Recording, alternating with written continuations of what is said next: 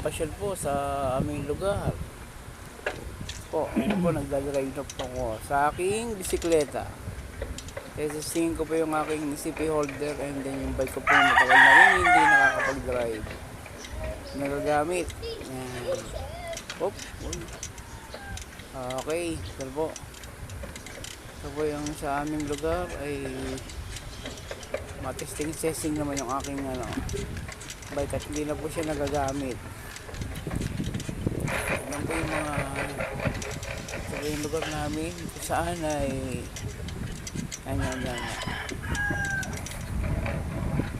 yan. Ito po. Yan. Bali, pauwi na po ako nito. Galing po ako dun sa medyo malayo lang yung lugar pa. Pauwi na po ako sa amin. Yan. Testingin ko rin po yung aking CB holder kung talagang efficient at maaasahan. Every day na magtatrabaho ay gagamitin ko po yung aking holder para po parang dashcam na rin po yung gagamitin ko. Kaya malapit na po ako sa amin. Lagi na po ang nakaganapan. Malapit na po. Ito na po yan. Hindi ko na po po. Yan po yung aming e-bike. Yan po yung aming gate.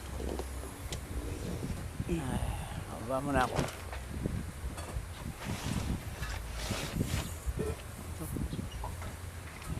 Pasok ko na po yung aking bike.